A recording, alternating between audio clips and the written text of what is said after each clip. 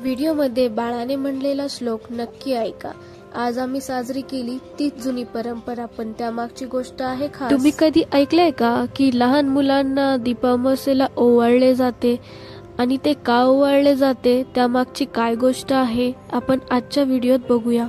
या अमावस्येला दर्श अमावस्या किंवा दीप अमावस्या म्हणतात। श्रावणाच्या स्वागतासाठी ही अमावस्या असते। सगळ्यात आधी तर आम्ही घरातील सगळे दिवे काढले आणि त्यांना स्वच्छ धुवून काढले। बघा कसे चमचमीत केले आहेत आम्ही दिवे। आणि आता हे दिवे आपल्याला पाटावर मांडायचे आहेत, त्यासाठी साईची बघा कशी गडबड चालू आहे पाटावरती रुमाल टाकण्यासाठी। झालं?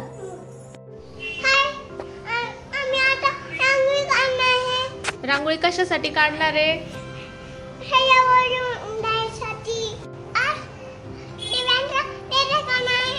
दिव्यांचं जे जे कुठे करणार आहे? इथे। आता काय काढायचंय? रांगोळी। ओके चलो, आता आपण दोघं मिळून रांगोळी काढू। चला तर मग पूजा मांडता मांडता आपण यामागची कथा देखील जाणून घेऊया।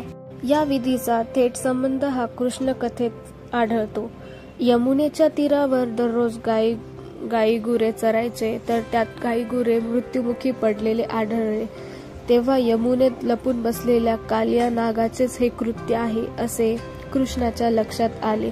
त्यामुळे कृष्णाने यमुनेत उडी मारून कालिया नागाचा वध केला आणि संपूर्ण गोकुळवासियांना त्या कालिया नागापासून भयमुक्त केले। यामुळे सर्व गोकुळवासी आनंदीमय झाले। त्यामुळेच यशोदेसहित अनेक सुवासिनींनी गोपाळकृष्णांची दिव्यांनी आरती केली आणि त्यांच्यासारखे तेज, शौर्य, धैर्य आमच्याही बाळांना मिळू देत अशी प्रार्थना केली आणि तेव्हापासूनच ही प्रथा सुरू आहे। आणि हा प्रसंग अमावस्येच्या रात्री घडल्याने ती दिव्यांची अमावस्या म्हटल्या गेली आणि त्या दिवशीची रात्र दिव्यांनी उजळून निघाल्याने ती दिव्यांची आवस म्हटल्या जाऊ लागली।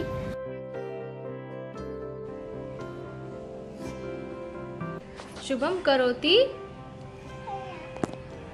आरोग्यम शत्रुबुद्धि दीपज्योति दिव्या दिव्या कानी कुंडल। दिव्याला पाहून दिवा लावला, उजेड पडला।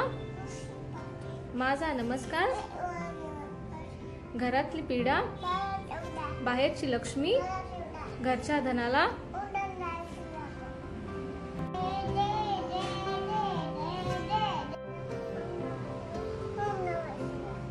दीप म्हणजे काय तर प्रकाश। जेथे प्रकाश असतो तेथून अंधाराला काढता पाय घ्यावाच लागतो।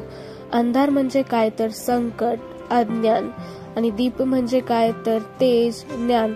जिथे तेज असते तेथे संकटही घाबरून पळते।